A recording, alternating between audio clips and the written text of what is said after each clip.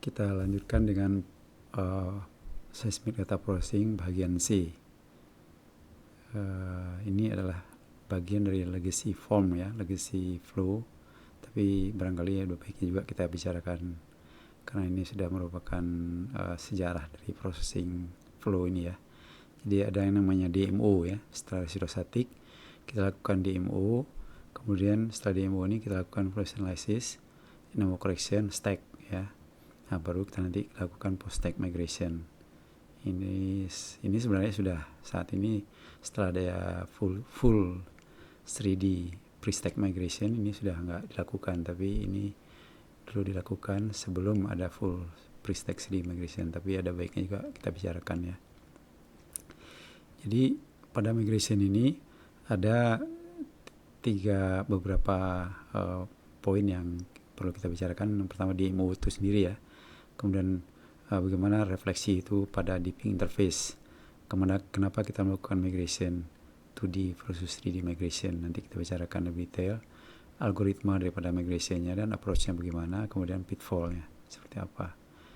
Nah ini gambaran daripada kenapa kita perlu melakukan DMO. Nah pada reflektor yang flat ini itu midpointnya ini kalau kita punya 4 ya pasangan short dan receiver, ini midpoint ini jatuh pada titik reflection point yang sama ya.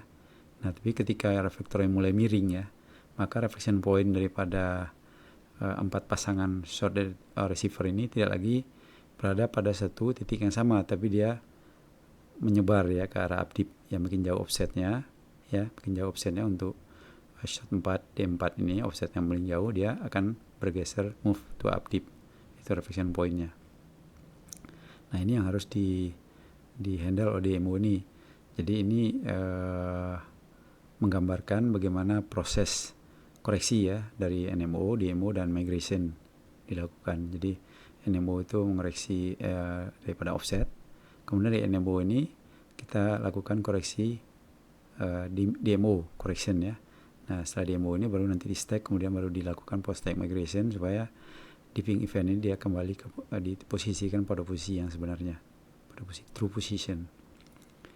Jadi DMO itu adalah suatu partial migration ya, satu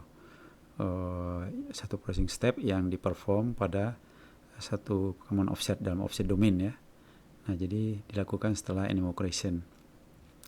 Jadi DMO itu satu proses wave theoretical yang mengconvert NMO corrected data recorded in zero offset to true zero offset independent of dip. Nah, ini yang penting ya, independent of dips that are present ya. Jadi setelah DMO semua dipping event itu di stack secara koheren dan akan di image secara proper melalui post stack migration ya. Jadi ini menggambarkan midpoint ya, midpoint. Jadi ada source receiver, ini midpointnya. Ini adalah titik, kalau menurut midpoint ini titik refleksinya di sini, tapi sebenarnya dia berasal dari sini ya. Ini harus dikoreksi.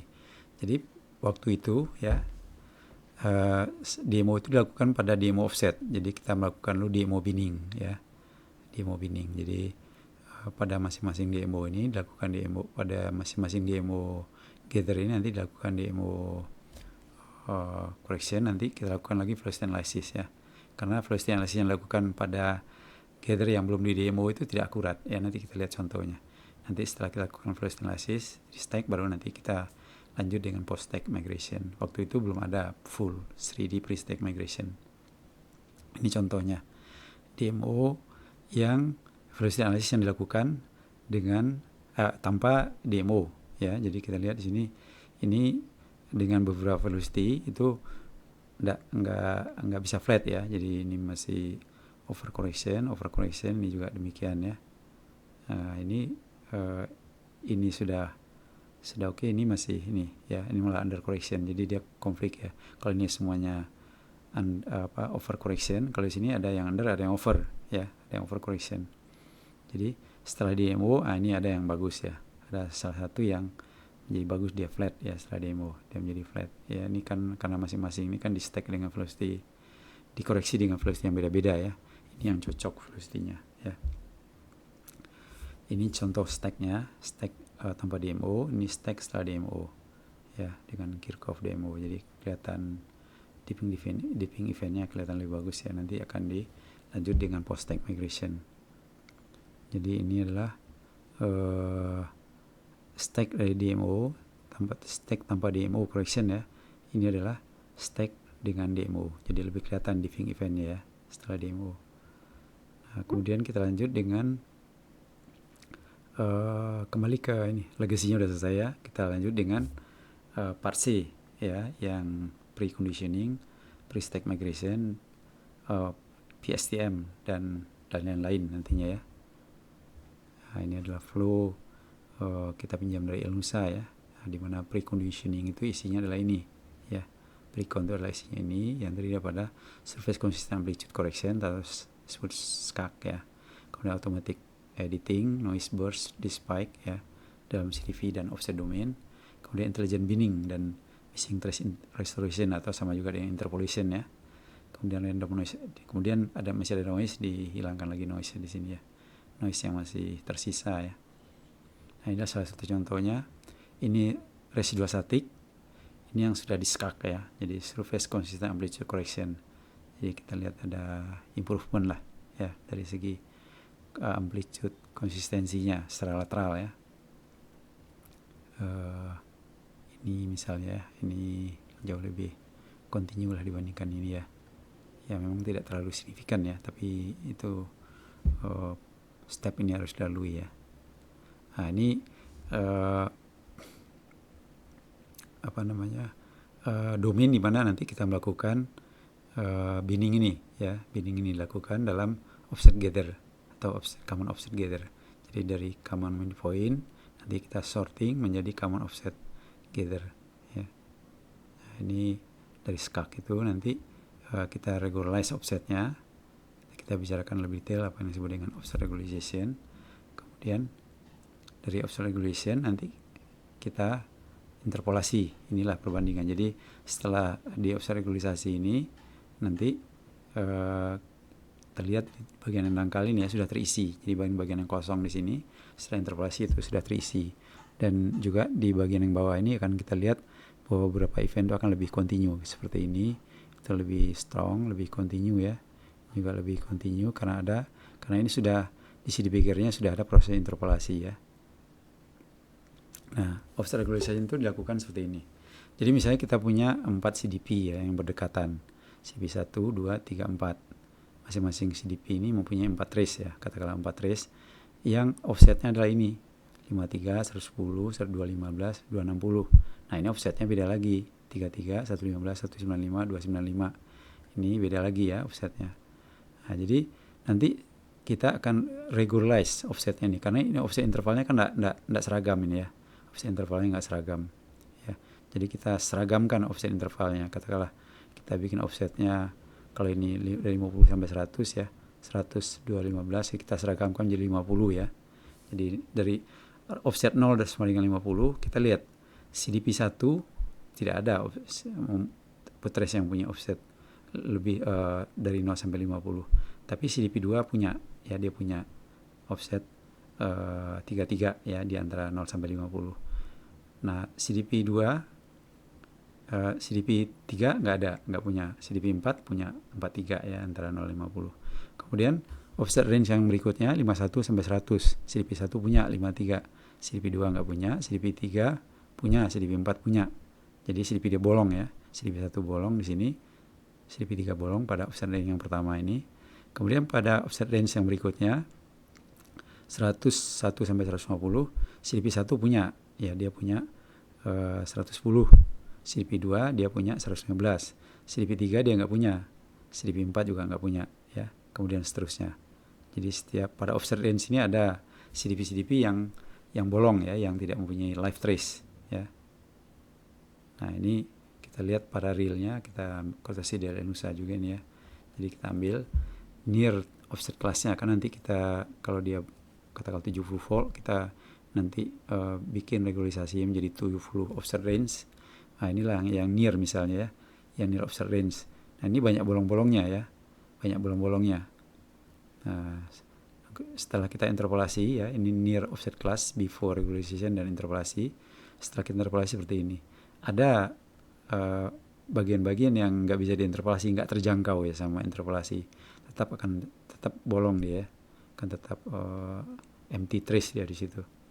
Ini untuk yang mid-nya, mid class offset, mid offset class before regularization interpolation. Jadi ini cukup banyak juga bolongnya, cuman jaraknya nggak terlalu jauh ya antara satu CDP dengan CDP lain yang terisi dan yang bolong tuh jaraknya nggak terlalu jauh, sehingga setelah diinterpolasi hampir semuanya terisi ya, hampir semuanya terisi. Kemudian offset yang jauh ya, ini far offset range, ini cukup banyak bolongnya ya, tapi karena jaraknya nggak terlalu jauh, ini juga terisi cukup bagus ya, kecuali yang ini ya. Ini kalau kita lihat sekali lagi supaya ingat ya, ini pada near offset range ya, ada bagian-bagian bolong yang nanti nggak akan terisi nih ya. Ini yang near offset, yang mid itu semuanya terisi, kemudian yang far ada sebagian kecil yang nggak terisi. Nah, ini di CDP gather-nya. Kalau yang sebelum tadi kita lihat di offset gather, sekarang kita sorting ke CDP. Nah, inilah CDP yang sebelum diinterpolasi ya, sebelum mengalami interpolasi. Artinya ini trace yang sebenarnya nggak ada live trace-nya ya. Jadi ini banyak sekali trace yang bolong atau tidak ada live traces-nya di setiap CDP ini ya. Jadi ini nanti setelah di regularisasi kemudian diinterpolasi, ini adalah hasilnya ya. Kemudian ditambah lagi dengan missing interpolation, kemudian tambah dengan the spike ya, kita dapatkan seperti ini. Jadi yang kita lihat di sini sudah lumayan lebih bagus ya. Cuma di sini karena nembaknya dengan cara ortogonal ya, banyak trace yang kosong itu di near range-nya ya, sehingga pada near offset ini kita lihat amplitude-nya sangat lemah ya, sangat lemah. Kalau kita bandingkan dengan yang normal ya, mestinya seperti ini. Ini yang setelah noise ya. Nah, ini yang normalnya ya, ini CDP contoh yang normal. Jadi dari near sampai far ini dia strong ya, strong. Beda sekali dengan ini ya, near range ya. Nah, itu adalah karena di near range offset itu banyak sekali missing trace ya, banyak sekali missing trace atau live trace-nya tidak ada karena acquisition design-nya. Nah, ini kita bandingkan setelah regularisasi dan setelah diinterpolasi. Nah, ini setelah regularisasi, ini setelah interpolasi. Jadi kita bisa lihat pada shallow ini terutama ya, ini terisi ya. Jadi yang bolong-bolong ini terisi, dan event-event yang di shallow ini yang tadi nggak kelihatan mulai kelihatan ya, kayak ini seperti ini. Di sini nggak kelihatan, di sini mulai kelihatan. Kemudian yang di bawah ini juga yang tadinya nggak begitu continue ya, mungkin ada beberapa bani yang menjadi lebih continue ya. Kemudian kita masuk ke migration ya, migration. Nah, ini masih legacy form ya, sebelum ada full 3D pre-stack time migration atau depth migration. Time migration yang sudah ada sekarang. Jadi dulu migration ini karena keterbatasan daripada kemampuan komputer ya dalam melakukan migration ini, karena migration ini kan memerlukan komputer yang besar ya kemampuannya ya dari segi handling data ya. Nah, jadi kita sorting data itu dari CDP gather menjadi offset gather ya, offset gather rank sekian banyak range sesuai dengan fault coverage-nya. Kemudian masing-masing ini nanti lakukan migration. Nah, nanti kita dapatkan nanti PSTM gather ya, dari migration di masing-masing ini kita dapatkan PSTM gather, nanti kita lakukan lagi flow analysis, baru nanti kita dapatkan nanti angle stack ya, mid, near, mid, dan far. Kemudian kita juga bisa lakukan full stack, full angle stack ya. Nah, ini legacy ya. Nah, sekarang ya sudah full ya, full Kirchhoff 3D migration. Jadi kenapa kita melakukan migration? Nah, ini ilustrasinya. Misalnya kita punya bidang miring ya, Kalau kita melakukan seismic survey ya, jadi kita ini menggambarkan repeatnya dalam bentuk stack ya. Jadi sebenarnya reflection point-nya ini karena ini bidang miring itu tidak persis di bawah ini, tapi ada di sini reflection point-nya. Jadi reflection point daripada shot dan receiver yang kita tempatkan di sini itu ada di arah updip dari bidang miring ini ya. Tapi ketika kita menempatkan apa yang kita record itu, kita naruhnya di sini, persis di bawah ini. Jadi kalau kita overlay antara seismic trace yang kita record dengan posisi reflection point-nya sebenarnya beda gitu. Ini yang kita record tadi di sini, reflection point-nya ada di sini, tapi kita naruhnya di sini. Nah, jadi ada misposition ya. Ada ini yang kita harus koreksi melalui migration. Jadi kita mengembalikan posisi ini ke true positionnya ya. Jadi ini titik ini ini incorrect reflector position, kita harus shift ya, atau move correct reflector position by migration process, melalui satu migration process ya. Nah, ini migration itu bisa kita lakukan dengan dua cara paling tidak ya, dengan waveform migration atau juga bisa dengan diffraction curve migration. Jadi kalau misalnya kita punya 3 titik tembak seperti ini dan 3 receiver ya, nah kita punya titik seperti ini. Ini adalah bidang miring yang terdefinisikan melalui 3 reflection ini bidang miringnya ya. Ada P1 aksen, P2 aksen, P3 aksen. Kita tarik garis dulu, ini bidang miringnya ya. Nah, kemudian bagaimana kita melakukan migrationnya, karena posisinya sebenarnya di sini, kita lakukan dengan membuat wavefrontnya nih, wavefront dari S1, wavefront melalui S2, wavefront melalui S3. Nah, nanti titik singgung dari ketiga wavefront ini, nah itu adalah true positionnya. Jadi yang P1 aksen kita move menjadi P1, P2 aksen kita move menjadi P2, P3 aksen kita move menjadi P3. Inilah true reflector positionnya ya. Jadi inilah diffraction yang migration yang dilakukan dengan wavefront migration. Nah, kalau dengan diffraction curve migration adalah seperti ini. Nah, ini adalah P1 aksennya, ini P2 aksennya, ini P3 aksennya seperti yang di sini tadi. Nah, kemudian dari sini P1 ini kita bikin kurva diffraksinya ya, kurva diffraksinya seperti ini. Ini juga demikian, ini juga demikian. Maka yang kita hubungkan adalah apexnya, apex diffraksinya ya. Apex diffraksinya seperti ini. Jadi ini adalah true reflector position yang kita dapatkan melalui diffraction curve migration.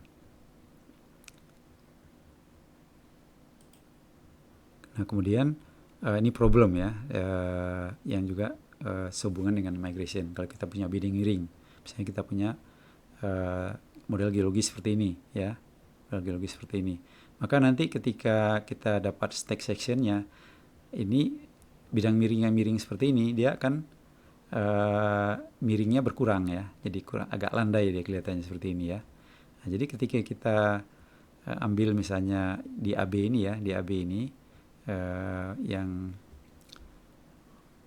reflektor yang ada di bawah AB ini adalah ini ya. Nah, ini reflektor yang ada di AB ini sebenarnya dia out of plane ya. Jadi di bawah AB ini sebenarnya ini sudah nggak ada bidang miring ini ya. Tapi dia masih dapat reflection. Reflection yang didapat adalah dari bidang miring sebelah sini yang namanya side swipe reflection ya, atau out of plane reflection. Jadi kalau dilakukan 2D migration, dia akan tetap nggak berubah. Jadi ini geologinya, dia posisinya akan tetap nggak berubah kalau 2D migration ya. Dia tidak bisa di move ya, karena ke true update locationnya, karena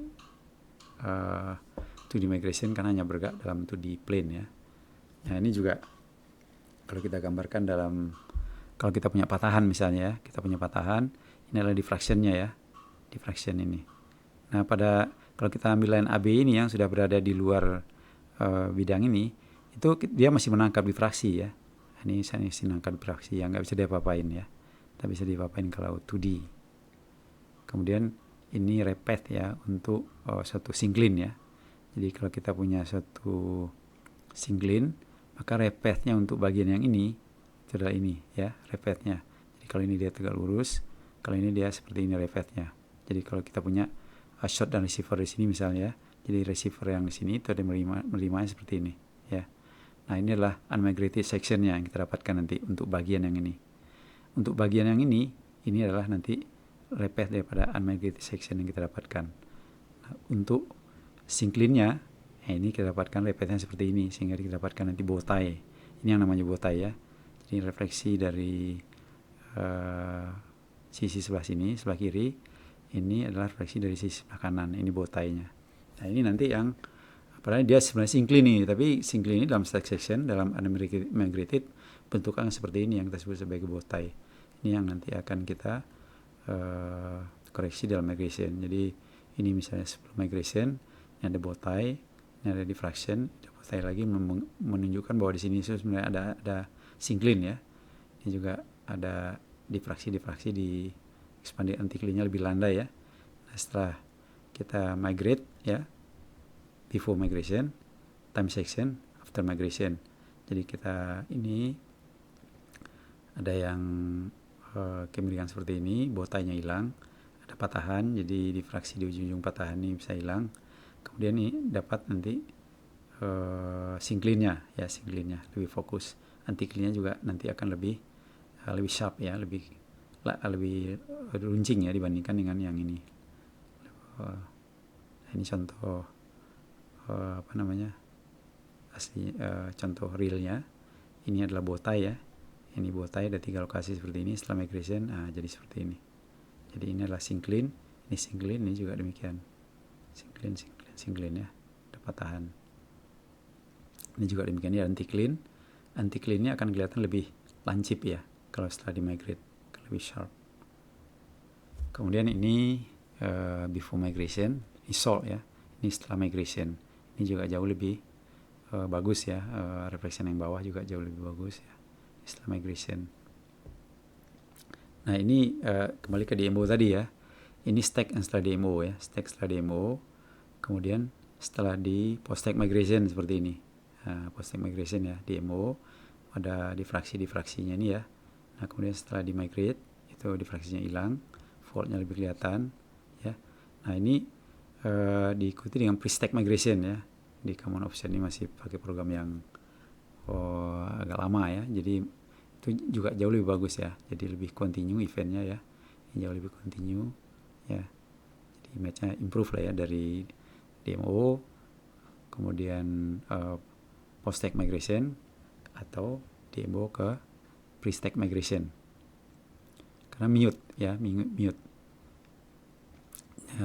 Jadi mute itu di sini nanti ya, mute itu kita sebelum kita stack kita desain mute ya, kita desain mute dulu angle stack. Nah jadi ini adalah Cartesian Nusa juga ya. Jadi CDP Gather yang sudah di NMO sudah di ini PSTM Gather ya, PSTM Gather. Nah ini kita lihat angle range-nya. Jadi ini ada yang warna yang 14 ini adalah trace yang mempunyai angle range di bawah 14 ya, 14 degree. Ini yang 22 degree ya, kemudian ini 32 dan seterusnya. Yang kuning ini adalah yang 90 ya, 45 adalah yang ini. Jadi kita pick ini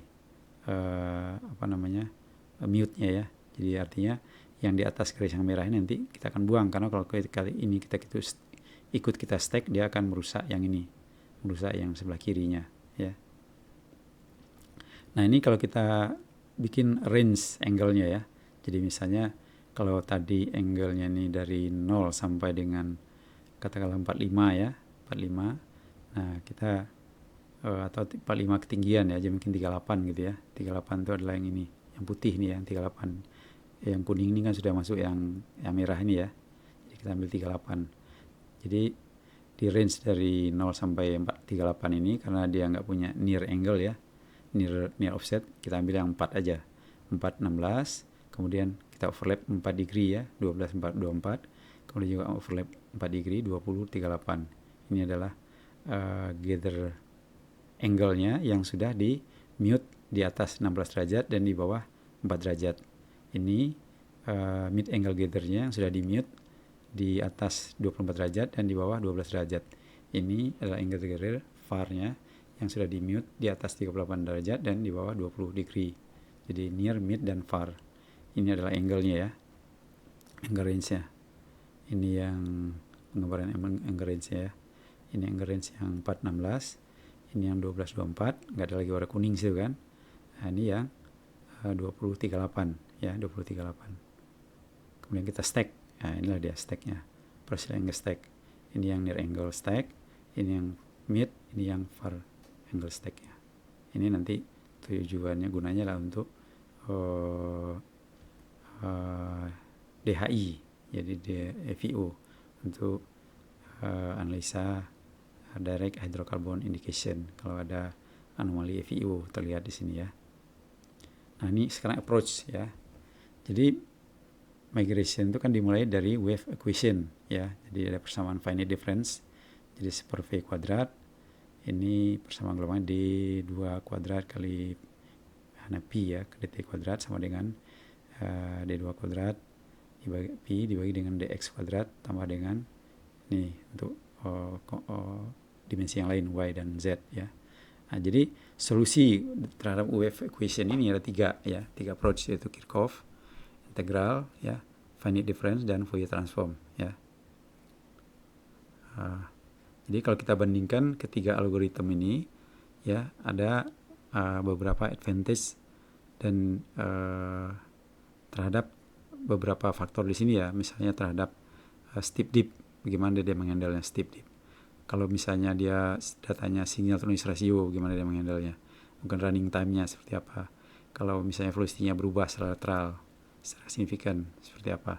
Kirchhoff dia oke ya, kecuali yang low signal to noise ratio ya, dia oke, bagus untuk menghandle steep dip. Low to noise ratio nggak oke dia cepat, running time-nya cepat. Kemudian lateral velocity change juga masih oke ya. Nah, tapi finite difference dia membutuhkan additional term untuk yang steep dip ya. Kemudian log signal ratio dia oke, nggak apa-apa. Runningnya agak lama ya karena ini complicated ya. Kemudian lateral velocity dia juga bagus menghandle-nya. Sedangkan yang FK ini ya, Fourier transform, nah dia oke yang tiga ini, tapi tidak untuk lateral velocity changes. Nah ini wave equation tadi banyak kombinasi yang bisa dilakukan ya, migration yang bisa dilakukan, baik itu apakah 2D atau 3D migration ya, apakah coincident atau arbitrary, velocity mediumnya apakah homogeneous atau horizontally homogeneous atau inhomogeneous, kemudian isotropik dan isotropik. Jadi dari ketiga approach ini lagi ditambah dengan faktor-faktor seperti ini, kombinasi approach yang bisa dilakukan. Jadi migration purposes ini ada beberapa ya, kalau kita lihat display event reflection point below the proper the point ya. Jadi kalau event yang miring tadi kan kita naruhnya agak salah ya di stacknya, jadi kita kembalikan dia ke posisinya semula. Display event with proper vertical to a time interval time ya, sama itu. Kemudian steepen dip, shorten dipping event, dan move event up dip. Jadi kalau ada bidang miring itu dia akan menjadi lebih curam ya setelah migrate. Kemudian dipping eventnya akan menjadi lebih pendek dan eventnya ya di move ke up dip direction. Kemudian difraksinya difokuskan atau di collapse. Kemudian out of lane reflection ya, itu di move ke proper location. Ini yang hanya bisa dilakukan pada 3D migration ya. Kemudian tentunya dia juga akan improve lateral resolution. Jadi seperti patahan itu akan lebih jelas ujung-ujungnya ya. Kemudian kalau ada benda-benda yang ukurannya nggak terlalu besar kayak channel dan sebagainya, kayak ada horse ya, structure misalnya, nah itu akan lebih kelihatan ya. Kemudian dia juga mereduce random noise. Nah, migration dan resolusi ya. Nah, horizontal resolusi bergantung kepada frekuensi dan velocity ya. Jadi ingat frequency zone ya. Jadi migration itu akan ya enhance lateral resolution, tadi sudah kita singgung juga. Laser aperture ya, jadi receiver cable yang panjang itu dia membutuhkan high lateral resolution ya. Kemudian fine sampling itu need for high lateral resolution. Jadi sampling ini jangan sampai dia terjadi aliasing. Jadi sampling yang lebih rapat itu diperlukan untuk mendapatkan suatu resolusi lateral yang lebih tinggi ya. Nah, pre-stack migration ini memberikan lateral resolusi yang lebih bagus dibandingkan dengan post-stack migration. Tapi sekarang umumnya semuanya sudah pre-stack migration ya. Kalau dulu masih mahal ya melakukan ini dan sulit ya. Kemudian depth migration provide better resolution dan time migration. Nah ini berkaitan dengan strong velocity variation karena adanya misalnya adanya karbonat dome ya, adanya salt dome, adanya overthrust structure dan sebagainya. Nah ini nanti depth migration solusinya ya, dia akan memberikan resolusi yang lebih bagus. Nah ini ya migration domain. Jadi ke sumbu X ini itu adalah struktur mulai dari yang simple sampai yang kompleks. Yang sumbu vertikal ini velocity variation dari yang simple variation sampai yang kompleks variasinya. Nah ini adalah pilihan migration yang perlu kita pilih, perlu kita pertimbangkan tergantung daripada kompleksitas struktur kita dan juga velocity-nya ya. Kalau misalnya strukturnya tidak simple-simple saja dan velocity variation-nya juga tidak terlalu besar ya, post-stack migration aja sebenarnya sudah mencukupi ya, sudah mencukupi. Tapi kalau misalnya strukturnya cukup kompleks ya, sedangkan velocity-nya enggak terlalu bervariasi ya, tidak ada misalnya tidak ada karbonat, tidak ada velocity lain seperti saldo misalnya, cukup pre-stack migration ya. Kemudian kalau velocity-nya juga simple tapi strukturnya simple tapi velocity-nya cukup kompleks, mungkin kita harus melakukan post-stack migration. Nah, paling akurat itu kalau dia mau ini strukturnya kompleks, velocity-nya kompleks. Artinya velocity kompleks ini velocity-nya cukup banyak variasinya secara vertikal maupun horizontal, maka kita harus lakukan ini pre-stack depth migration yang tentunya juga effortnya lebih besar ya. Jadi dari sini ke sini itu juga berkaitan dengan effortnya, artinya upaya kita melakukan proses ini juga lebih sulit ya, dan lebih lama, lebih mahal. Nah ini saya ambil dari paradigm ya. Nah ini old paradigm nih katanya. Kalau dulu ya sebelum ada pre-stack depth migration itu dia series seperti ini flow-nya. Dari akuisisi, field data, processing, dapat image-nya, baru interpretation, baru dapat strukturnya. Nah kalau di sini kita lakukannya semacam iteratif proses gitu ya, akuisisi, field data, kemudian kita model ininya velocity modelnya ya, kemudian kita proses, kita model, kita image. Ini dilakukan secara iteratif proses sehingga nanti kita dapatkan depth cube-nya, yang dimana pada depth cube itu langsung kita melihat image yang true-nya ya dan strukturnya ya, yang jadi ini dilakukan secara iteratif proses. Nah ini legacy flow pada proses melakukan pre-stack migration yang lama ya, dimana kita melakukannya itu layer by layer ya. Jadi dari CDP gather yang sudah di pre-proses ya, sudah di decon, residual static dan sebagainya, itu kita lakukan dulu initial velocity model untuk layer 1 ya. Nah, kemudian kita lakukan coherency inversion, kita lakukan pre-stack migration, kita lakukan residual velocity analysis ya, depth delay-nya, horizontal velocity analysis, kemudian peak namanya tomographic delay-nya, kemudian kalau dia belum flat ya kita run lagi PSTM-nya, kita update ini, kita run lagi PSTM ya, update velocity-nya, kemudian kita run lagi PSTM-nya. Nanti kalau sudah selesai dengan layer 1 ini, masuk lagi ke layer 2 terusnya, sehingga nanti akhirnya kita mendapatkan final velocity cube dan velocity modelnya. Nah ini legacy, tapi yang baru itu sekarang sudah bisa dengan banyak layer ya. Nah ini juga demikian ya, dari input data, initial velocity ya, initial velocity, kemudian interpolate horizon, coherency inversion, bisa ditambahkan dengan velocity sonic ya, kemudian PSDM, gather mute, gathernya flat, kalau flat berarti dia final ya, kalau belum flat ya diulang lagi ya, diulang ke tomography inversionnya. Nah ini current flow ya, CDP gather, initial velocity model, bisa lebih dari satu layer, jadi bisa kita masukkan semua interpretasi yang kita punya ke dalam velocity model ini ya. Dan untuk initial velocity model mungkin kita bisa gunakan velocity dari PSTM ya. Kemudian kita run grid based PSDM ya, run grid based PSDM, kemudian gather meeting, kemudian nanti kita cek di masing-masing layer itu apakah gathernya sudah flat. Kalau dia sudah flat, kalau belum flat kita update velocity-nya, kemudian kita run lagi PSDM secara iteratif seperti ini. Kalau sudah flat ya ini final cube, dan kita dapat final depth cube dan final velocity model. Nah ini gambaran gimana pre-stack migration itu dilakukan ya, gambarannya. Jadi kita dari data kita itu kan kita punya offset gather ya, ketika kita punya offset gather 1 sampai dengan offset gather 20 yang belum di migrate. Jadi ada bow tie yang menggambarkan adanya anti clean, adanya syncline di sini ya. Nah, jadi ini velocity model yang kita punya ya, dari velocity modelnya dari velocity analysis tadi dengan melalui coherency version. Lalu dengan velocity ini kita migrate offset gather ini dapat seperti ini gambarannya. Ini migrated depth image-nya. Ini untuk offset 1, ini untuk offset 20. Jadi prehistoric migration operate independently on each common offset plane. Jika velocity modelnya correct, the output offset plane image will be identical ya. Jadi kalau dia velocity-nya correct, maka keduanya ini akan identik ya, akan identik. Nah, ini contohnya sambil dari brosur ya.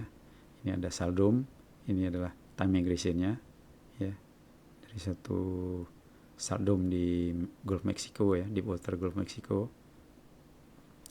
Ini velocity modelnya ya, ini velocity model. Kemudian dilakukan pre-stack migration. Ini depth gather-nya sudah flat ya. Ini adalah semblance spektrumnya ya, jadi masih ada yang belum korek ya. Jadi kemudian dikoreksi. Ini adalah final velocity modelnya. Ini yang sudah dikoreksi ya. Jadi kalau kita bandingkan, ini kan tadi masih ada yang tidak line ya di sini ya. Nah, ini sudah semuanya di sini ya. Depth gather-nya juga sudah relatif lebih flat dibanding yang sebelumnya. Ya, ini adalah hasilnya final pre-stack depth migration result-nya. Jadi jauh lebih akurat gambaran daripada saldom ini, dan juga struktur-struktur di bawah saldom ini. Nah, ini yang kritikal ya. Jadi bagaimana kita melihat refleksi yang berada di bawah saldom ini yang krusial ya, image-nya gitu ya. Jadi kalau kita lihat ini pre-stack time migration-nya, ini adalah post-stack, ini adalah pre-stack depth migration-nya. Jadi lebih akurat ya gambaran daripada strukturnya ya. Ini barangkali contoh yang lebih spektakuler lagi ya. Kita lihat di sini ada ini saldom ya. Jadi ini terangkat ya, karena ini velocity-nya lebih cepat ya. Jadi terangkat.